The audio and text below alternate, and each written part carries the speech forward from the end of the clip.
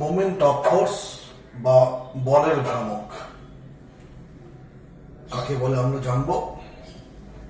বলের ভ্রামক বা মোমেন্ট অফ ফোর্স, ধরো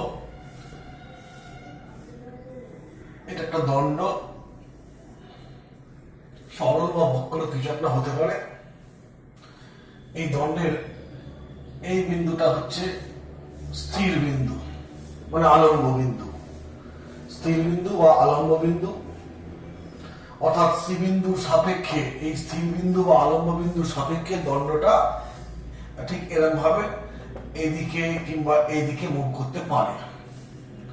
তো আমি কি করব, এই দণ্ডের উপরে বল প্রয়োগ করব। একই মানের বল প্রয়োগ করছি। এই একটা বল প্রয়োগ করলাম, এই একটা বল প্রয়োগ করলাম, এই একটা বল প্রয়োগ করলাম, আবার এখানেও একটা বল প্রয়োগ করলাম। প্রত্যেকটা বলের মান সমান। এটা হচ্ছে এ বিন্দু, এটা বি বিন্দু, এটা সি বিন্দু। এইগুলো হচ্ছে বলের ক্রিয়ারেখা। যে বরাবর বল কাজ করে তাকে বলবো বলের ক্রিয়ারেখা।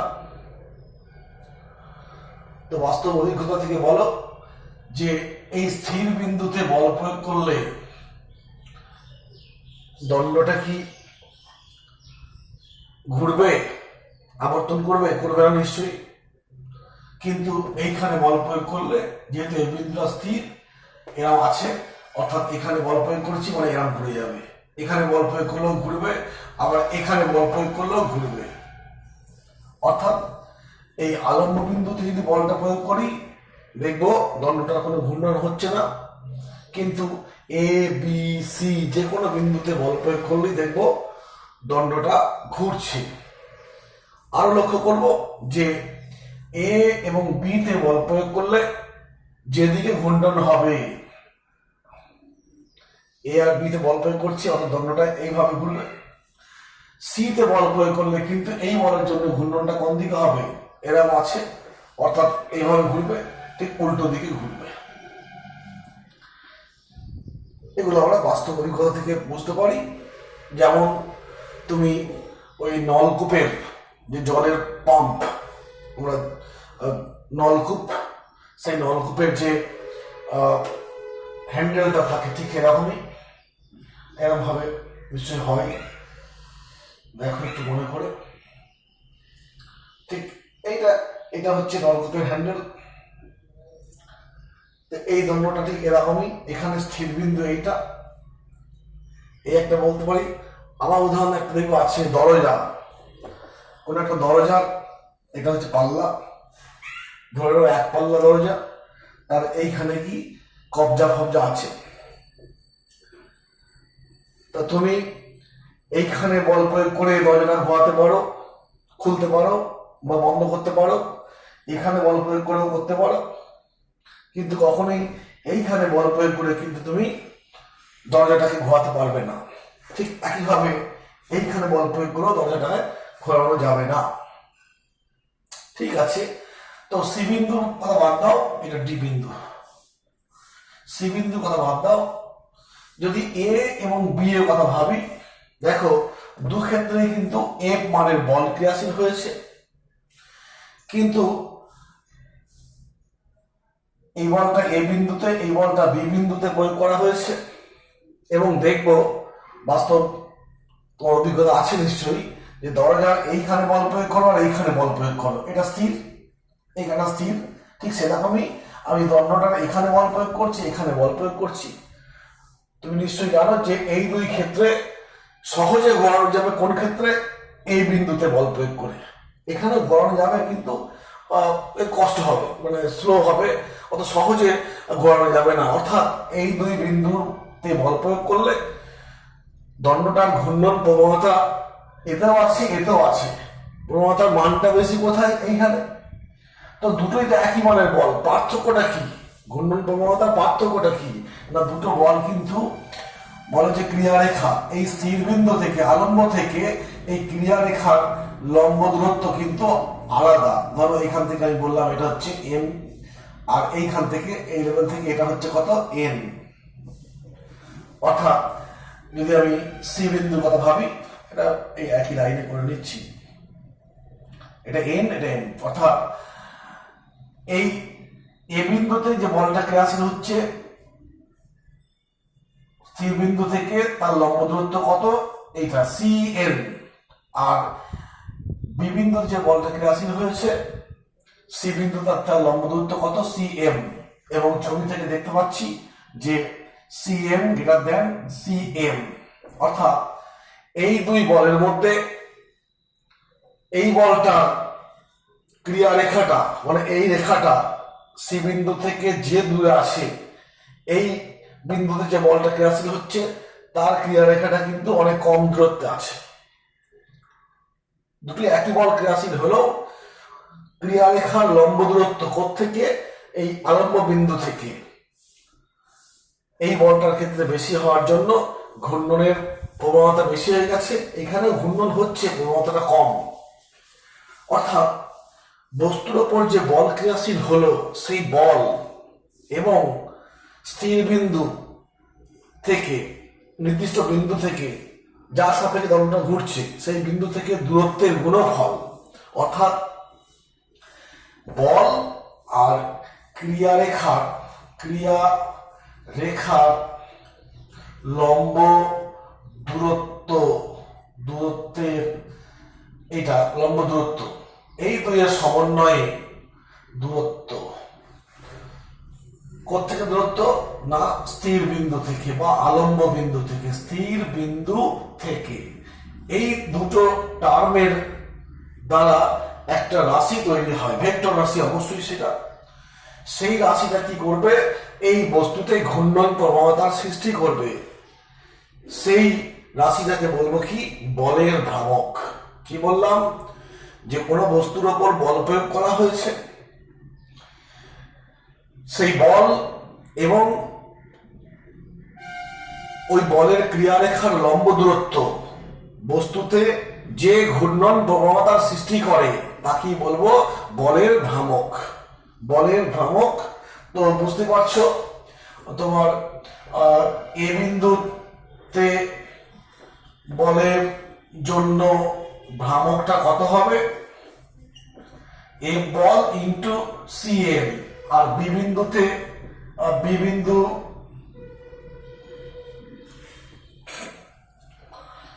বিন্দুর জন্য এখানে লিখছি, বি বিন্দুতে বলের জন্য ভ্রামক কত হবে, একই বল আছে সি এম।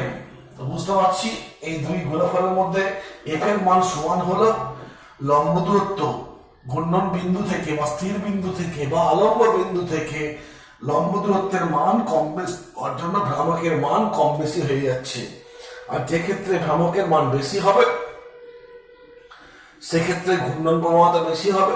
অর্থাৎ এখানে একটা রাশি পেলাম, তার নাম কি পেলাম, বলের ভ্রামক। ইংরেজিতে বলবো মোমেন্ট অফ ফোর্স। ফোর্স মানে বল, মোমেন্ট মানে ভ্রামক। মোমেন্ট অফ ফোর্স বা বলের ভ্রামক কিরকম রাশি না, যে রাশিটার জন্য বস্তুতে ঘূর্ণন প্রবণতার সৃষ্টি হয় সেই রাশিটার আমরা মানটা কিভাবে নির্ণয় করব, বলের ভ্রামকের মান, বলের এখানে পেয়েছি বলের ভ্রামক, বলের, আচ্ছা আমি লিখছি বলের ভ্রামক এটাকে জি দিয়ে প্রকাশ করা হয়। জি সমান বল ইন্টু এই দূরত্বটাকে ক্রিয়ারেখার লম্ব দূরত্ব, একে বলা হয় অনেক সময় বলা হয় কি, এটাকে আর্ম বা বাহু বলা হয়। হলো বলের বাহুটা হলো এই স্থির বিন্দু থেকে বলের ক্রিয়ারেখার যে লম্ব দূরত্ব সেই দূরত্বটাকে বলা হয় বাহু বা আর্ম। হলো বলের ভ্রামক হচ্ছে কি, স্থির বিন্দু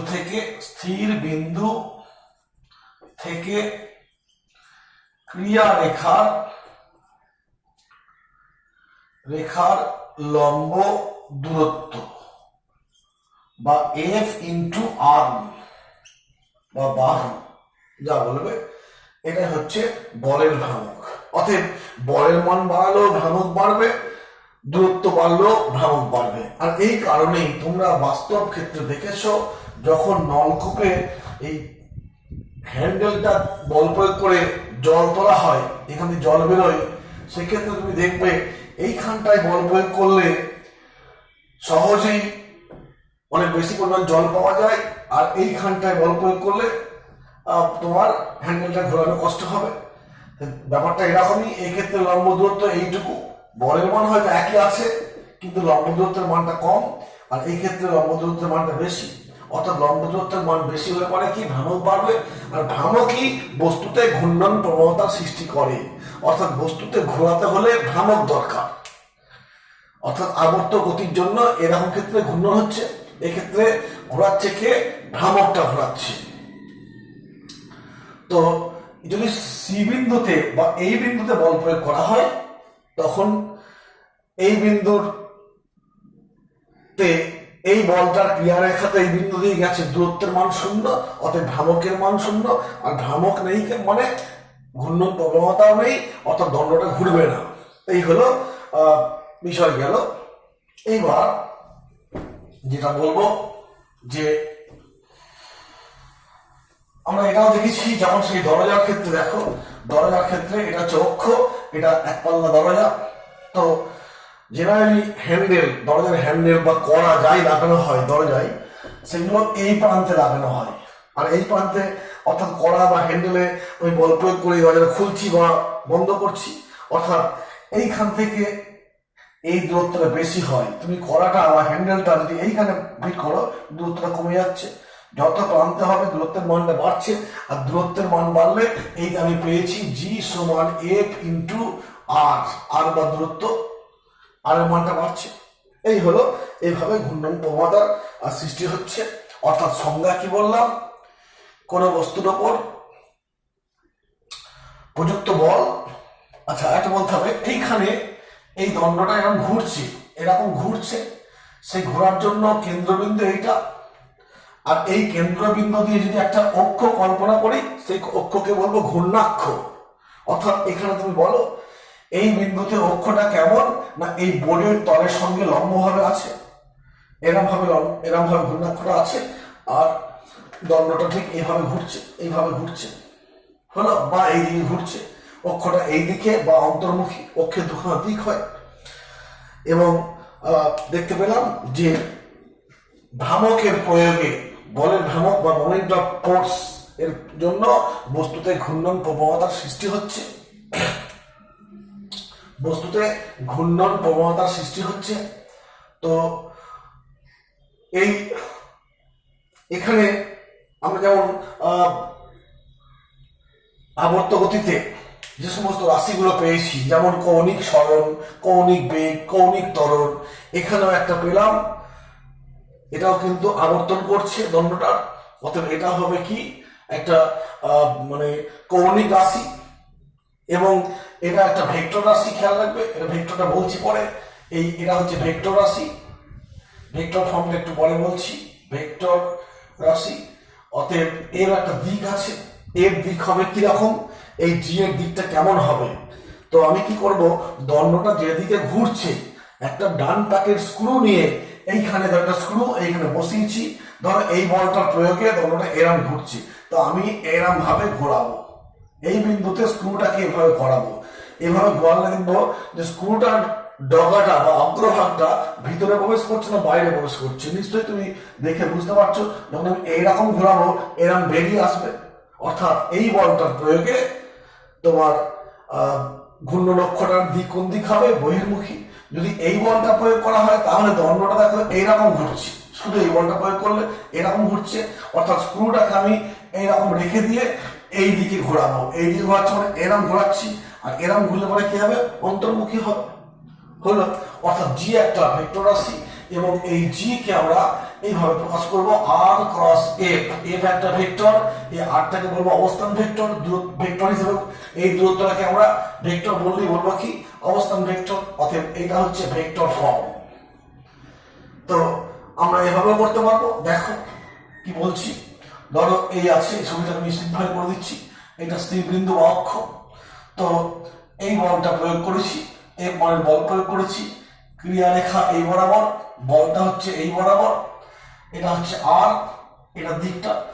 আবার অন্য একটা বল আমি বললাম, এই একটা বল প্রয়োগ করেছি একই দণ্ডের উপরে। তো এখানে দেখো এইটা হচ্ছে ক্রিয়া রেখা, এটা বলের অভিমুখ। তো এই ক্ষেত্রটাই ব্যাপার লক্ষ্য করো, এই বলটার জন্য ঘূর্ণনটা কোন দিকে হবে, এরকম আছে বলটা এরকম প্রয়োগ করছে মানে ঘূর্ণনটা এই দিকে হবে, এবং ঘূর্ণন অক্ষটা বললাম কি এইদিকে মানে কি বহির্মুখী। এবার আমরা শিখেছি সি ভেক্টর সমান এ ক্রস বি, তার মানে কি এ ভেক্টর বি ভেক্টর এটা কোণ থিটা, এ ক্রস বি মানে কি আমরা শিখেছি এ থেকে বি এর দিকে একটা স্ক্রুকে এখানে বসিয়ে এ থেকে বি এর দিকে ঘোরাবো, যে দিকটা পাবো সেটাই হবে এদের ক্রস গুণের দিক। অর্থাৎ এ ক্রস বি হলে পরে তার দিকটা হবে এরকম। যদি আমি বি ক্রস এ বলি, এর দিকটা কেমন হবে না, আমি বি থেকে এর দিকে আমি স্ক্রুটাকে ঘোরাবো, স্ক্রুটা রাখবো এই শীর্ষবিন্দুতে, এরকম ঘোরাবো, এরকম ঘোরায় এর অন্তর্মুখী হবে। অর্থাৎ এইটার দিক হচ্ছে অন্তর্মুখী আর এইটার দিক হচ্ছে এই বিন্দুতে বহির্মুখী, এইরকম। অর্থাৎ দেখো যখন আমি আর ক্রস এফ করবো, এটা একটা ভেক্টর এটা একটা ভেক্টর, এখানে ঘূর্ণনটা হচ্ছে এই দণ্ডের উপরে, এই বলটা প্রয়োগ করেছে এদিকে, অবস্থান ভেক্টর দিকটা এইদিকে। অতএব আমি যদি আর থেকে এফ এর দিকে এই বিন্দুতে স্ক্রু রেখে ঘোরাই, দেখো স্ক্রুটা প্রভাব এদিকে বেরিয়ে আসছে, অতএব এটা হলো। আবার এই ক্ষেত্রে আমরা লক্ষ্য করো এই বলটার জন্য ঘূর্ণনটা হচ্ছে এই দিকে, অতএব এক্ষেত্রে দেখো তীর চিহ্নটা আসছে আর থেকে এফ এর দিকে, তাই আমি ভেক্টর ফর্মটা লিখবো আর ক্রস এফ। এগুলো তোমরা ভেক্টর শিখেছো। এখন তোমার মনে রাখবে যে আমরা মান পেলাম, ভেক্টর ফর্ম পেলাম, একক পেতে হবে। একক কি হবে, এসআই একক, টর্কের জি এর একক কি হবে, জি এর এসআই একক হবে, এটা হচ্ছে নিউটন, এটা মিটার, অর্থাৎ নিউটন ইন্টু মিটার। অনেক সময় এটাকে জুল বলেও প্রকাশ করা হতে পারে। কেন, নিউটন ইন্টু মিটার মানে তো জুল, তো বল ইন্টু সরণ হিসাব মতো। অতএব এই বলের ভ্রামকের একক নিউটন ইন্টু মিটার বা জুল, অর্থাৎ কার্যের এককের সমতুল্য। কার্যের একক আর বলের ভ্রামকের একক হচ্ছে একই, অনুরূপ। সিজিএস পদ্ধতিতে কি হবে, জি এর একক ডাইন ইন্টু সেমি, এই হলো সিজিএস পদ্ধতি একক বললাম, এসআই পদ্ধতিতে একক বললাম। মাত্রা কি বলবো, যখনই আমরা খেয়াল রাখবে, যখনই আমরা ফিজিক্সের বিভিন্ন চ্যাপ্টার এগোচ্ছি এবং নতুন নতুন রাশি আসছে, প্রাকৃতিক রাশি, সে রাশিকে সংজ্ঞায়িত করছি, তার ম্যাথমেটিক্যাল ফর্ম নির্ণয় করছি, ভেক্টর হলে ভেক্টর ফর্ম দেখাচ্ছি, আর কি একক লিখছি আর মাত্রা লিখছি। অর্থাৎ মাত্রাটা কি হবে, দেখ মান পেলাম, সংজ্ঞা পেয়েছি, এর কি পেলাম গাণিতিক রূপ পেলাম, ভেক্টর ফর্ম পেলাম, একক পেলাম। এবার মাত্রা, মাত্রাটা হবে বল, বলের মাত্রা এম এল টি মাইনাস টু, আর কি আছে একটা এল সমান, মাত্রাটা কি হলো এম এল স্কয়ার টি মাইনাস টু। একটু আগেই বললাম যে বলের ভ্রামকের একক হচ্ছে কার্যের এককের সমতুল্য, অতএব মাত্রাটা হবে কার্যের এককের সমতুল্য, কার্যের মাত্রার সমতুল্য, সরি হলো।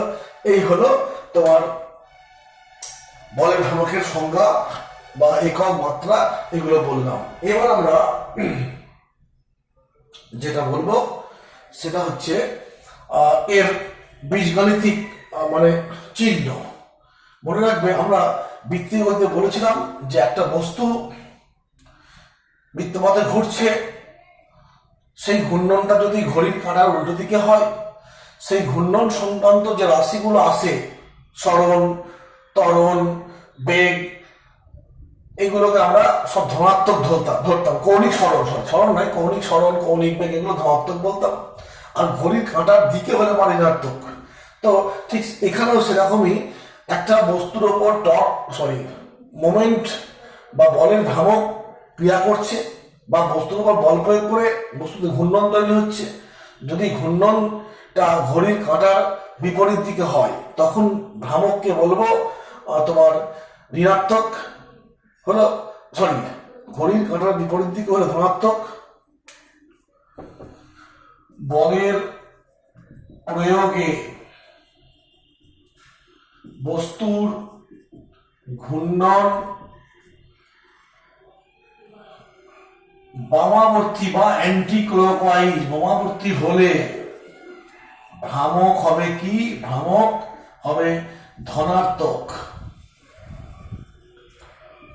আর আবার ঘূর্ণন যদি ডানবর্তী হয় বা ঘড়ির কাঁটার দিকে হয়, ডানবর্তী হয়, ডানবর্তী মানে ঘড়ির কাঁটার দিকে, ডানবর্তী হলে ভ্রামকটা হবে কি? ভ্রামকটা হবে ঋণাত্মক। ঋণাত্মক, ঋণাত্মক। আমি একটা ছোট্ট উদাহরণ দিলে তোমরা বুঝতে পারবে কোনটা ধনাত্মক আর কোনটা ঋণাত্মক। তো ধরো একটা দণ্ড আছে, এই দণ্ডের ওপরে দণ্ডটার এইটা হচ্ছে সি বিন্দু বা স্থির বিন্দু। এই বিন্দুতে একটা বল প্রয়োগ করেছি, F1 বল প্রয়োগ করেছি, এখানে বল প্রয়োগ করেছি F2, আচ্ছা এইখানে বল প্রয়োগ করেছি তোমার F1 3 2 3, এভাবে বল প্রয়োগ করেছি। দেখো বলগুলোর দিক সব উল্টোপাল্টা করা আছে। তো আমরা জেনেছি এই বলটা এই আলম্ব বিন্দুতে ক্রিয়াশীল হয়েছে, অতএব F1 বলের জন্য F1 বলের ভ্রামক কি হবে? ভ্রামক হবে 0। কেন না? এটা ওই ঘূর্ণন কেন্দ্র দিয়ে বা স্থির বিন্দু দিয়ে ক্রিয়াশীল হয়েছে। F2 বলের ভ্রামকটা কত হবে না? F2 আর এই যে লম্ব দূরত্ব ধরছিলাম এটাকে, আমি বললাম এটাকে m বললাম, m ইন্টু cm। এবং দেখো এই বলটা এরকম দণ্ডটা আছে, এই বলটা এই দিকে প্রয়োগ করছে, এই দিকে প্রয়োগ করার ফলে ঘূর্ণনটা কোন দিকে হলো? ঘড়ির কাঁটার দিকে। অতএব এইটা কেমন হলো? এটা ঋণাত্মক। মাইনাসটা কি ইন্ডিকেট করছে? ঋণাত্মক চিহ্ন বা ঘড়ির কাঁটার দিকে ঘূর্ণন হওয়ার জন্য। F3 বল, F3 বলের ভ্রামকটা কত হবে? দেখো দণ্ডটা এরকম আছে, F3 বলটা এইভাবে প্রয়োগ করছে, এইভাবে প্রয়োগ করছে মানে ঘূর্ণনটা কোন দিকে হচ্ছে? ঘড়ির কাঁটার দিকে, বিপরীত দিকে হচ্ছে, মানে ভ্রামকটা প্লাস ভ্রামক। অতএব আমি প্লাস চিহ্ন লিখতেও পারি, নাও পারি। F3 ইন্টু লম্ব দূরত্ব, এই দূরত্বটা হচ্ছে লম্ব দূরত্ব, এটাকে বললাম এটা সি বিন্দু, এটা এন বিন্দু, CM হলো। অতএব তোমার দেখো এই ক্ষেত্রে মানে ভ্রামক হচ্ছে মাইনাস ভ্রামক, এইখানে ভ্রামকের মানে প্লাস ভ্রামক, আর এটা 0। অর্থাৎ বলের প্রয়োগে বস্তুর ঘূর্ণন যদি ঘড়ির কাঁটার দিকে হয় তখন ভ্রামকটা হবে ঋণাত্মক বা ঋণাত্মক চিহ্ন ধর্মী, ঋণাত্মক ধর্মী সরি। আর যদি ঘূর্ণনটা ঘড়ির কাঁটার উল্টো দিকে হয় ভ্রামক হবে ধনাত্মক ভ্রামক। অতএব দেখো F1 এখানে, অতএব F1 ও F2 ও F3 বলের জন্য বস্তুর ওপর ক্রিয়াশীল মোট ভ্রামক কত হবে? মোট ভ্রামক প্রথমটা 0, তারপরেরটা কত হলো? মাইনাস F2 ইন্টু CM, তারপরটা কত হলো? তারপরটা হচ্ছে প্লাস F3 ইন্টু CM। এই যোগফলটাকে আমি G দিয়ে প্রকাশ করলাম। তো আমি মান বসিয়ে দেবো, F এর মান, CM এর মান বসিয়ে দেবো, এটা CN। এবং বসিয়ে দেওয়ার পর যদি দেখবো যে G এর মানটা মাইনাস যুক্ত আসছে, তাহলে এই তিনটে বলের প্রয়োগে বস্তুর ঘূর্ণন কি হবে? ডানবর্তী হবে। আর যদি প্লাস চিহ্ন যুক্ত আসে, অতএব এখানে লিখবো, অতএব F1 F2 F3 CM এর মান বসানোর পর যদি G প্লাস চিহ্ন যুক্ত হয় তাহলে বস্তুর ঘূর্ণন কি হবে? জিটা মানে কি? মোট ভ্রামকটা, তিনটে বলের দ্বারা মোট ভ্রামকটা যদি প্লাস চিহ্ন যুক্ত হয় তখন কি হবে? বস্তুর ঘূর্ণনটা কেমন হবে? ডানবর্তী বা ঘড়ির কাঁটার দিকে। আর যদি ঘূর্ণনটা মাইনাস হয়, এই মানগুলো বসিয়ে মানটা আমি মাইনাস মান পেলাম, তখন বস্তুর ঘূর্ণন হবে কি? বামাবর্তী, বাম দিকে বা ঘড়ির কাঁটার উল্টো দিকে। এই হলো বিষয়। তো এই হলো এদিকটা গেল। আর একটা বলবো যে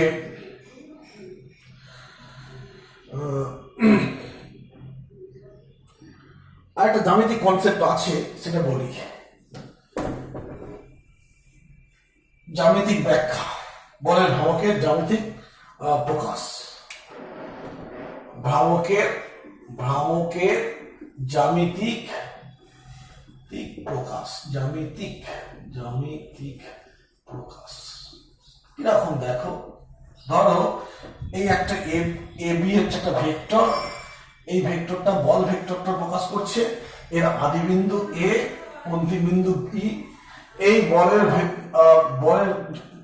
ভ্রামনিম্ব, এইখানে একটা বিন্দু আছে, এইখানে একটা বিন্দু আছে, এইখানে একটা বিন্দু আছে, সি বিন্দু। এই সি বিন্দুর সাপেক্ষে আমি এই বলটার ভ্রামক নির্ণয় করব। তো সেক্ষেত্রে কি হবে না, বলের মান আর ক্রিয়ারেখার লম্ব দূরত্ব। তো আমি এইখান থেকে দেখো, এটাকে বাড়ালে পরে এরকম হচ্ছে, এটা হচ্ছে কি লম্ব দূরত্ব হচ্ছে ডি বিন্দু। তো কি করব, এই বলটার আদি বিন্দু যোগ করলাম, অন্তিম বিন্দু যোগ করলাম, আর এইটা হচ্ছে কি ক্রিয়ারেখার লম্ব দূরত্ব। অতএব সি এর সাপেক্ষে এফ এর ভ্রামক, মানে এফ বলের ভ্রামক কত হবে, এফ ইন্টু লম্ব দূরত্ব। লম্ব দূরত্বটা কত স্যার, এফটাকে আমি এবি বললাম,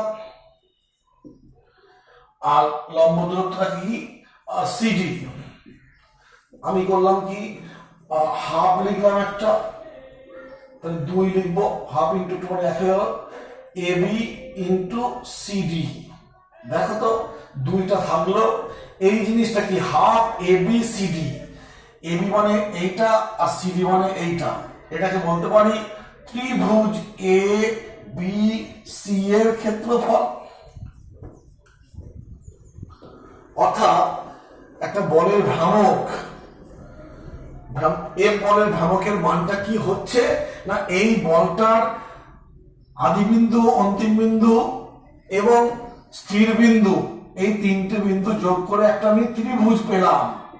এই ত্রিভুজটার ক্ষেত্রফলের দ্বিগুণ কি হবে, এই ভ্রামকের মানের সমান। একটা জ্যামিতিক কনসেপ্ট আনলাম যে ভ্রামকের জ্যামিতিক প্রকাশ। কি না, একটা বল নিয়েছি, সেই বল একটা ভেক্টরের আদি বিন্দু অন্তিম বিন্দু আছে। আমি এই বলটার ভ্রামক নির্ণয় করছি একটা স্থির বিন্দু সি এর সাপেক্ষে। সেই ভ্রামক নির্ণয় করার সময় আমি কি করব না, ভ্রামকের মান হচ্ছে কি বল ইন্টু লম্ব দূরত্ব। এই রেখাটাকে বাড়িয়ে দিয়েছি, তাহলে এইটা লম্ব দূরত্ব হলো। অতএব বলের মান ইন্টু লম্ব দূরত্ব। বলটাকে আমি এবি বাহু দ্বারা প্রকাশ করছি, লম্ব দূরত্বটা সিডি। এখন এখানে একটু দেখো সাজিয়ে নিয়েছি, দিয়ে আমি পেয়েছি half AB into CD. Half AB আর এটা সিডি। যদি এই ত্রিভুজটা ভাবা হয়, এই ত্রিভুজ এবিসি এর ক্ষেত্রফল মানে কি হাফ ভূমি আর এটা উচ্চতা, তাই লিখেছি। যদি ত্রিভুজটা এরকম হতো, ধরো এবি একটা ভেক্টর, বল ভেক্টর, এবি অন্তিম আদি বিন্দু, সি বিন্দু, লম্ব দূরত্ব এই ক্ষেত্রটাই দেখো লম্ব দূরত্ব, এইটা হচ্ছে লম্ব দূরত্ব। অর্থাৎ এই ক্ষেত্রে আমরা দেখো ভ্রামকের মান নির্ণয় করবো এফ ইন্টু সিডি। এফ মানে এবি ইন্টু সিডি, মানে half AB into C D into 2 half কেটে যাচ্ছে। অর্থাৎ ক্ষেত্রফল এটা ইন্টু 2 গণিত ত্রিভুজ এই এবিসি এর ক্ষেত্রফল। অর্থাৎ জ্যামিতিক প্রকাশটা কিভাবে প্রকাশ করব, যে একটা বল ভেক্টরের আদি বিন্দু অন্তিম বিন্দু এবং ওই বলটার ভ্রামক নির্ণয় করছি যে স্থির বিন্দুর সাপেক্ষে, সেই স্থির বিন্দু আদি বিন্দু অন্তিম বিন্দু এবং ওই স্থির বিন্দু যোগ করলে যে ত্রিভুজ পাবো, সেই ত্রিভুজের ক্ষেত্রফলের দ্বিগুণের মান কি হবে, ভ্রামকের মানের সমান হবে। এইটা গেল, প্রকাশ গেল। আচ্ছা, আমরা ভেক্টর ফর্ম দেখিয়েছি, এই দিকটা বললাম। অতএব আমরা বলের ভ্রামক সম্পর্কে মোটামুটি ভাবে একটা আইডিয়া পেয়ে গেলাম।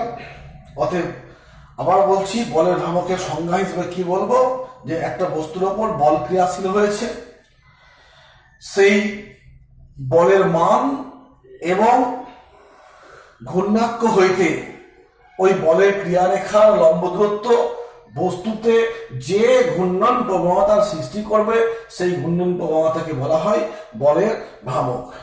ঠিক আছে।